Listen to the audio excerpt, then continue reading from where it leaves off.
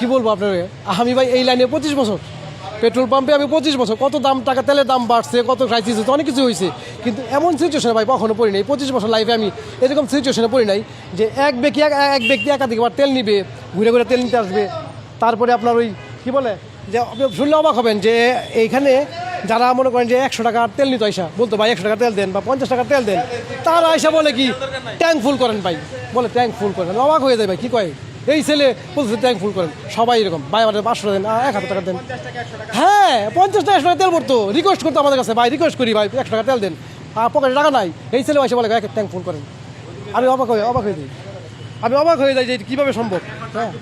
হ্যাঁ এখন ট্যাঙ্কি ফুল লাগবে তাদের, আর বললাম না ট্যাঙ্কি ফুল আছে তারপরে বলে তেল দেন, ট্যাঙ্কি ফুল করা আছে তারপরে বলে তেল দেন, 200 টাকা তেল দেওয়ার পরে বা 50 টাকা তেল দেওয়ার পরে ট্যাঙ্কি উপসায় পড়ে থাকা। বললাম ভাই এটা কী করলেন, তেল তো আপনি ট্যাঙ্কি ফুল, তারপরে আবার তেল লাগে, ঢাকা যাবো, নেত্রকোনা যাবো, টাঙ্গাই যাবো, এই আর মানে একটা বাহানা দেখাইতেছে কি। সমস্যা নাম্বার 1 সমস্যা যেটা হলো আপনার মোটর সাইকেলগুলো তেল ভরতেছে এখানে। হ্যাঁ তেল ভরার পরে ওরা করে কি ওই দিক দিয়ে যায়, ওই দিক দিয়ে গিয়ে রাস্তা পার হয়ে ওই দিক দিয়ে ঘুরান দিয়ে আসা আবার পিছনে দাঁড়া লাইনে আসে। বললাম ভাই কী ব্যাপারে, আপনি তো একটু আগে তেল নিলেন 10 মিনিট আগে, আপনি আবার আসলেন, বললো দূরে যাবেন, এটা কেমন কথা, আবার কেন নিতে হয়। এরকমভাবে একাধিক লোক তেল এভাবে ভরতেছে কন্টিনিউ, প্রতিদিনই প্রতি মুহূর্তে পাইতেছে। এরপরে দেখেন আরেকটা জিনিস দুঃখজনক যেটা হলো, একটা লোকের ট্যাঙ্কিতে আপনার ক্যাপাসিটি 12 লিটার বা 14 লিটার, তার ট্যাঙ্কিতে মনে করেন যে হাফ ট্যাঙ্কির উপরে তেল ভরা, দেখা গেল 100 বা 200 টাকা তেল দেওয়ার পরে ট্যাঙ্কি উপচায় পড়ে গেল। আমি তাকে জিজ্ঞেস করলাম ভাই এটা কী করলেন ভাই, আপনার ট্যাঙ্কি তো তেল আছে, ট্যাঙ্কি ফুল, এরপরে কি আপনার তেল লাগে? একটা মানুষের নাই সে চাইতে পারে যে তার নাই, সে তার প্রয়োজন, কিন্তু আপনার ট্যাঙ্কি ফুল, আপনি এসে আবার তেল বললেন। বলে ভাই আমি ঢাকা যাবো, কেউ বলে আমি নেত্রকোনা দেবো। আপনি ঢাকা যান, নেত্রকোনা দেবো, আপনি তো রাস্তায় পাম্প পাবেনই, আপনি নিয়ে নেন। এই 100-200 টাকার জন্য কি আপনার ঢাকা যাওয়া হবে না?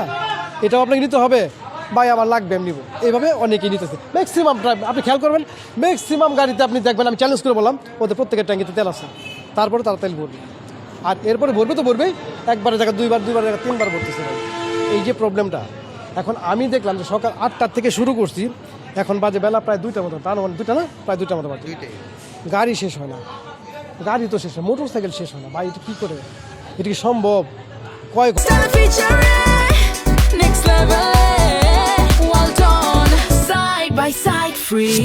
সাইকেল আসতে মানে কি বলবো, বা কুমির আর বানরের গল্পের মতো, যে একটাই বারবার দেখা যাচ্ছে, এক বানর রে কুমিরে দেখায় বারবার, যে দেখা যায় তোমার বানর। ব্যাপারটা হলো এরকম, একটা মোটর সাইকেল কয়েকবার ঘুরতেছে বারবারই, এরকম সবাই এরকম করতেছে। আর যে জিনিসটা হলো যে এখন এদেরকে তো বোঝাইতে পারি না ভাই, আর প্রেশার করে ভাই আমাকে ট্যাঙ্ক ফুল করেন, আমার বেশি দেন, আমাকে এইভাবে দেন ওইভাবে দেন। তারপরে মনে করেন যে জিনিসগুলো হইতেছে যে এরা মনে করেন যে ওই গ্যাদারিং সৃষ্টি করে, বেহুদা গ্যাদারিং সৃষ্টি করে, কোনো কারণ ছাড়া গ্যাদারিং করতেছে, তাই না? এগুলো তো ঠিক না। আমরা তো মানুষের সেবা দেওয়ার জন্য চেষ্টা করতেছি যে সবাই পাক তেলটা, সবাই নিয়ে যাক, আমরা সবাইকে তেল দিব, কিন্তু সমস্যাগুলো আমরা মেটাতে পারছি না। এখন এইভাবে চলতে থাকলে তো আমি পাবো না। আমার 57টা ডিপার্টমেন্ট আছে, আমার সরকারি ডিপার্টমেন্ট, তার মধ্যে 1 নম্বর পুলিশ, র্যাব, তারপরে আনসার, তারপরে রোডস অ্যান্ড হাইওয়েজ, টেলিকম, তারপরে টেলিযোগাযোগ, তারপরে এলজিডি, আপনার গণপূর্ত, তারপরে এছাড়াও মোট 57টা ইম্পর্টেন্ট যেগুলো বললাম, যেগুলো মানে আপনার অ্যাডমিনিস্ট্রেশন, যেটা প্রশাসনের যে তেলগুলো, সমস্ত ডিপার্টমেন্টের তেল, এদের তো তেল আমার মজুত রাখতে হবে। কারণ হলো যে আমাকে যদি আমি র্যাবেকে তেল দিতে না পারি, প্রশাসনকে যে বিজিবিকে বা ওই সেনাবাহিনী কিংবা ওই যে পুলিশদেরকে তেল দিতে পারি, তত সমস্যা হয়ে যাবে। আমার তো এই জিনিসটা রাখতে হবে। আমরা তো ওই জিনিসটা রাখেই তারপরে বলছি যে 200 টাকা করে নিয়ে যান, সবাই চলেন, আমরা প্রশাসনে চালাই, আপনারাও চলেন, কিন্তু তারা এটা মানতেছে না।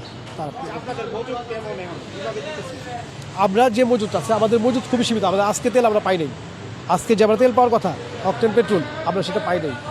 এখন গতকালকে অল্প তেল পাইছি, ওইটা দিয়ে মোটামুটি অর্ধেক বেলা অর্ধেক শেষ হয়ে গেছে, তাহলে অর্ধেক দিয়ে আমরা চলতেছি। এখন ওই অর্ধেক দিয়ে চলছে, এটা কতক্ষণ চলতে পারবো আমি জানি না, যে কোনো সময় হয়তো এটা শেষ হয়ে যাবে। এরপরে আজকে যেহেতু তেল পাই নাই, আমি আজকে তেল পাই, তারপরে কালকে আমি কীভাবে চলবো, পরশুদিন কীভাবে চলবো আমি জানি না। কালকে 26শে মার্চ, তাই না? কালকে বন্ধ, সরকারি বন্ধ, পরশুদিন আমি পাবো কিনা এই নিশ্চয়তা আমার নাই। তাহলে আমি কীভাবে পাম্প চালাবো এটা আমি বুঝতেছি না। এখন পাবলিক তো বুঝতেছে না এটা। আমি সদর ফিল স্টেশনের ব্যবস্থাপক, আমার নাম মাহবুবুল আলম লিটন। এখান থেকে তেলটা বইরা ওই দিকে গিয়ে আবার আসে তেল ভরে, সারাদিন এইভাবে চলতেছে ভাই, মানে ফেড আপ হয়ে গেলাম ভাই, ফেড আপ হয়ে গেলাম। এটা মানুষের বিবেক নাই, এখান থেকে তেল ভরে ওই দিকে গিয়ে আবার আসে তেল ভরে। সকাল থেকে র্যান্ডম একদম কন্টিনিউ চলছে, কোনো অবস্থাতে কোনো বিরামহীন, প্রস্রাব করতে যেতে পারি নাই, বাথরুমে দামু সেই সুযোগ হয় নাই। আর সবচেয়ে বড় দুঃখজনক ব্যাপার হলো এটাই যে পাবলিক এখান থেকে তেলটা ভরে ওইখান থেকে গিয়ে আবার তেল ভরে, অনেকে আউট করছে ভাই, লাইনে বাইরে যান, তারা কথা শুনে না, এইভাবে কি সম্ভব? এইভাবে পেট্রোল পাম্প চালানো যায়? একটা মানুষ তেল ভরে 2-3 বসছে, একটা লোক 3 বসছে, কিভাবে করবো বলেন? তারপরে কিন্তু তারপরে মানুষকে আমরা দিতেছি যে না ঠিক আছে, মানুষের প্রয়োজন মিটাইতেছি, যতটুকু পারতেছি প্রয়োজন মিটাইতেছি, তাই না? কিন্তু মানুষ খুব কষ্ট দিতেছে আমাদেরকে, এটা খুব দুঃখজনক।